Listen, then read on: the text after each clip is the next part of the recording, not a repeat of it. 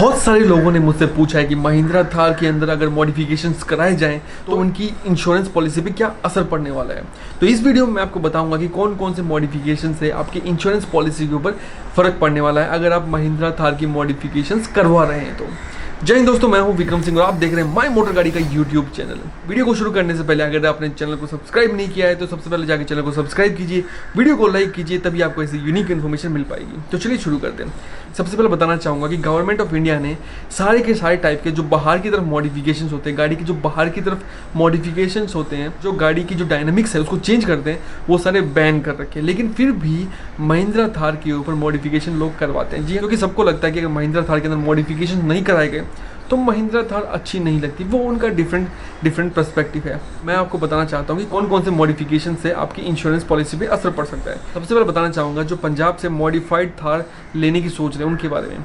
देखिए, जो उनका इंश्योरेंस है, सबसे पहले वो गाड़ी का थर्ड पार्टी ही हो पाएगा। उनका जो कॉम्प्रिहेंसिव इंश्योरेंस होता है वो नहीं हो पाएगा। अगर होगा भी तो बहुत ही कम वैल्यू होगी उसकी, क्योंकि उस गाड़ी की एज वैसी हो चुकी है। दूसरा, उसका इंजन स्वैप हो चुका होता है।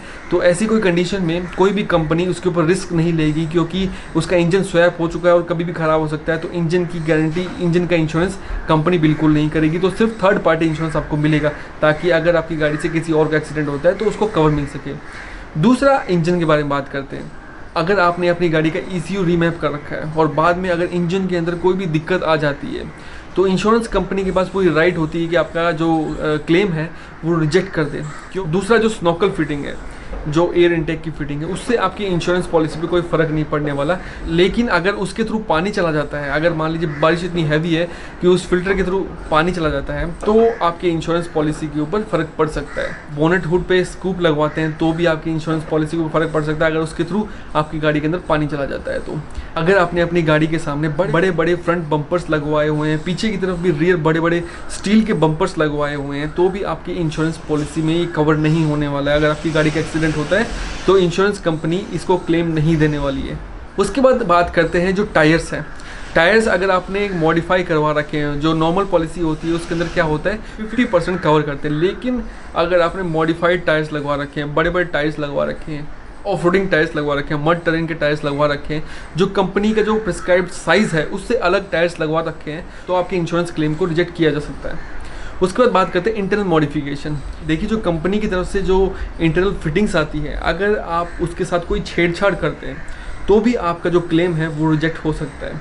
अब सोचिए, अगर आपने कोई स्टीरियो लगवाया है और उसमें कुछ वायरिंग की कटिंग्स हो रखी है और उसकी वजह से कोई आग लग जाती है गाड़ी के अंदर, तो आपका जो इंश्योरेंस क्लेम है वो रिजेक्ट हो सकता है। अगर कंपनी को मालूम चल जाए कि आपकी गाड़ी के अंदर एक्सटर्नल मॉडिफिकेशन हो रखी है, उसकी वजह से आपकी गाड़ी के अंदर आग लगी है, तो कंपनी के पास पूरी राइट है, लीगल राइट है कि वो आपकी क्लेम को रिजेक्ट कर सकती है। गाड़ी के अंदर कोई भी आप इंटीरियर मॉडिफिकेशन कराते हैं उस पर आप क्लेम बिल्कुल नहीं ले सकते। गाड़ी की जो सीट्स हैं, जहाँ तक कि गाड़ी की जो सीट्स हैं उनके ऊपर भी आप कोई क्लेम नहीं कर सकते अगर आपने मॉडिफाई करवा रखी है तो। गाड़ी की जो छत है, यानी कि जो हम 70-80 हज़ार दे के जो छत, महिंद्रा थार की जो छत है उसको मॉडिफाई कराते हैं, उसके ऊपर भी आप कोई इंश्योरेंस क्लेम नहीं ले सकते अगर आपने उसके ऊपर छत लगवाई है तो। अगर आपने नहीं लगवाई है तो फिर तो आप ले सकते हैं डायरेक्टली, कोई दिक्कत वाली बात नहीं है। उसके बाद बात करते हैं लाइट्स की।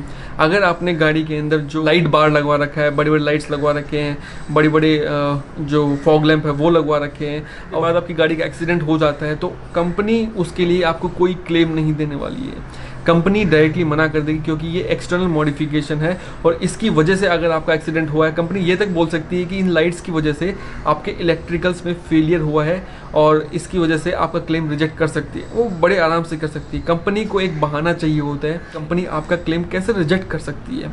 महिंद्रा थार के केस में रियर जो सस्पेंशन होता है वो सेमी लीफ स्प्रिंग होता है, लेकिन अगर आपने चेंज करा के जो कार्बन कंपोजिट के सस्पेंशन लगवा रखे हैं और उसकी वजह से अगर वो टूट जाता है, मान लीजिए गाड़ी चलते चलते टाइम पे टूट जाता है, एक्सेल को नुकसान हो जाता है, टायर को नुकसान हो जाता है, गाड़ी की बॉडी को नुकसान हो जाता है, उस कंडीशन में आपका क्लेम रिजेक्ट हो सकता है आराम से।